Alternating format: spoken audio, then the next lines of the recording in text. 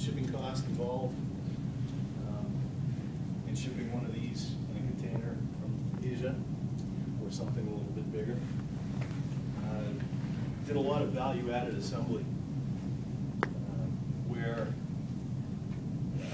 I would say, you know, if a customer approached me with the Dunkin' Donuts cup and they wanted me to make the plastic cup, I would say, can I at the same time make the cap, the lid, maybe I'll make the straw too and I'll throw it in a box for you, or a hand card, put on a peg at Walmart, whatever. So we made it easier for the customer. That's value added. We would go out and purchase anything that needed to be purchased. Leads us into one of the more creative, probably best operational moves I've seen.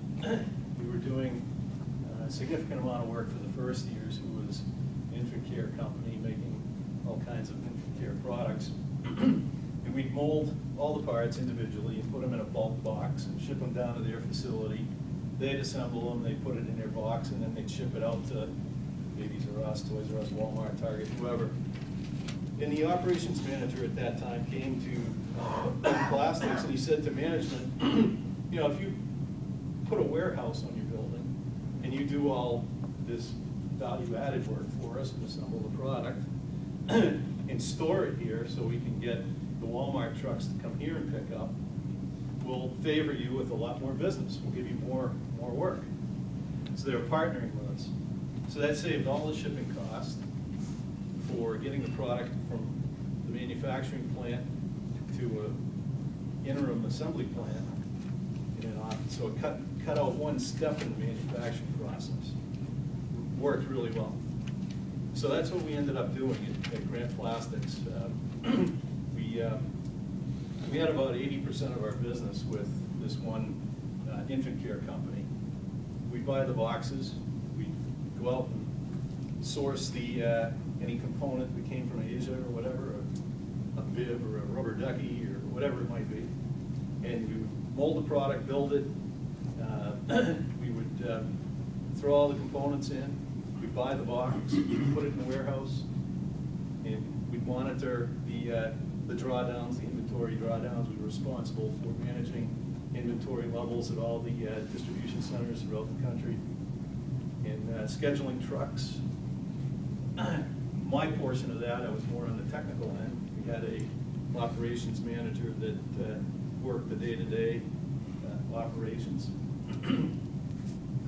So that worked out very well.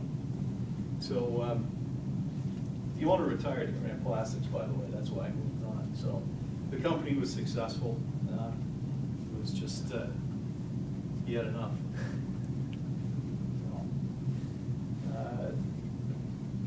Working with the first years is what exposed me to the infant care market. I did a lot of product design and development for them as an additional service, as a supplier. An awful lot of design. So I got very exposed to the market, what was in the market. I came up with some product ideas. This is an infant training potty that I developed. I had a bathtub and a couple booster seats, and put some patents on them, built some tooling.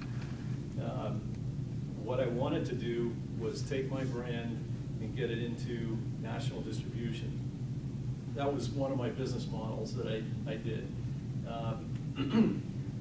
What happened? We took the product to National Baby Show in Las Vegas. Showed it. Had a lot of international interest. Had a couple bites from some of the major players. Toys R Us was interested. A lot of the little players in the market, the mom and pop type stores across the country were interested. And then the economy started souring. Okay, this was fall of 2008. So I'm all excited. We came back from a show. Looks like we're going to make some inroads and gain some traction in the market. And the major retailers are all scaling back. They don't want any new suppliers. And I brought this to Bentonville, Arkansas to show it to Walmart. They loved the product. They just said, well, we want to see you scale it out a little bit before we take it. In other words, build your brand. Get it into more smaller stores before you get it into Walmart. It's part of their vendor selection. They wanted to see a product that had some miles on it before they took a chance with it. And again, this was during a time when the economy was on the way down. It makes a difference. So I had a decision to make, and I could have just wrapped it up and thrown the whole thing away. I guess that would have been one thing, foolish thing. Secondly, I could have gone and sourced a bunch of money, taken loans or whatever, done some national advertising campaigns to try to build the brand up. Or what I chose to do is present it to one of the people, the marketing companies that were entrenched in the market already. And that's what I did. I licensed my patents and my tooling to them. So they've been marketing it worldwide for probably 3 years now. 2 years? Yeah, 3, I think. It's getting on 4. So all in all, not a total success, but not a total failure either. Instead of CEO of a company, I became an inventor. Okay, something that I sketched out on a napkin, did the engineering on, came up with some marketing stuff, sold it, and collecting royalties based on the sales. So what that allowed me to do is get back into an engineering career, basically. So this is going on in the background. It requires very little management. I've got another patent on another product. I'm struggling with whether I'm going to put energy into it or not.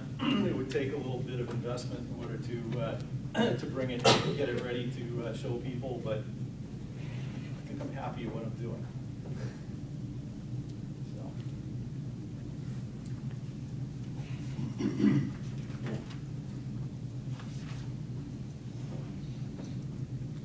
A couple of thoughts, philosophical thoughts, if you would allow me. I'm big on creativity as a manager. It's done well for me. I'm a very creative person. I like people that are creative, that can solve problems through product ideas or innovation, use of technology. I'd like to ask why, I ask myself sometimes why certain companies are doing very well and others in the same market are failing. And everybody's got the same people that they can hire, the same pool basically. They have the same technology that they can use. It's all commercially available. It's how they manage their operations effectively. So that's something to maybe other companies have some better connections. Yeah, could be. Getting back to your suppliers, strategic business partnerships. Sometimes there is who you know is more important than what you know. You have any examples? Plenty. Okay, so number 2, my experience. When presented a problem, things that appear to only have 1 or 2 solutions or 2 possible solutions usually don't. They have multiple solutions to them. This sounds pretty simple, but I don't know how many times I've seen people bring me a problem. I have to do this, and if I don't do that, I have to do this. Well, what if you do it to half now and see how it works, and then decide later, or do a combination of both? Or it's always the case. It's a mind block. Just be aware of that. And whether it's in your personal life or whether I buy a car now or run my car, my current car another 30,000 miles or whatever, what's the option? Maybe I keep my car and lease one or borrow my cousin's or something. Being very simple here. I'm going to get into a little example, a very simple example, and we'll touch on this in an example. So other than that, I'd like to give you a little advice when Dr. Harrell takes you out to see some of the companies that you're going to see. You're going to see the company in a snapshot in time, right? You're going to witness what's there now. But you'll have the opportunity to speak with some of the people that are giving you the tour and describing their company and all enthusiastic about what they're doing. Ask them where they came from. Ask them where they were 5 years ago and how they've progressed. That's where you're going to learn a lot more. The problems that they went through, the evolution, in other words, of the company. So, I would highly recommend doing that. How we doing? I'm going to ask you a question before you go on with your lecture. When you were talking about the product design, for many people, product design means that you did some research and development, and then you're going to design a brand new product. Now my question to you is, was that an original new product design, or was it an existing product that you have redesigned it? Because to design products, to produce product is simple, but to sell the product is rather difficult. Mm-hmm. So in your case, when you were talking your company, designing the product, was it a new product, or was it an existing product that you have been redesigning, and then through advertisement, a campaign advertisement, you persuaded some people that that's a new product? No, obviously it did new things. We were able to put patents on the product. So it did things in the market that others didn't. It was in a market category that existed. Okay, so it wasn't novel in that way, but it was new. So it offered innovation compared to what was currently being sold in the market. So we can take a couple minutes here and talk about anything before I do this. If you want. So I have a question on product development. Do you use a process for designing to market and designing for manufacturability?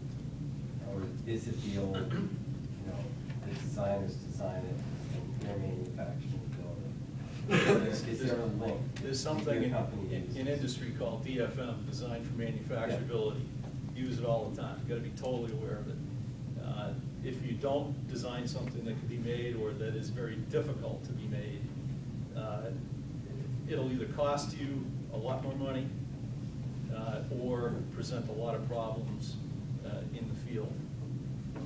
Just had a case exactly to that point at GT.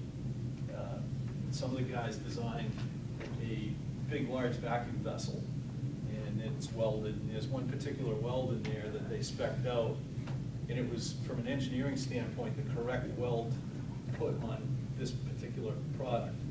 The manufacturers were having difficulty making it, and they didn't say anything. Now the product's in the field and there's failures because they could not execute the weld properly. If they came to us within, making 6 or 7, said, hey, we need a redesign of this so it's easier to make, we would have done it. And yeah, absolutely. Now my background, where I've spent half my time in manufacturing, I've got a huge appreciation for this. Some managers don't, but where I've lived it, I'm really sensitive to it. So, does that answer your question? It does, because I've been in that environment.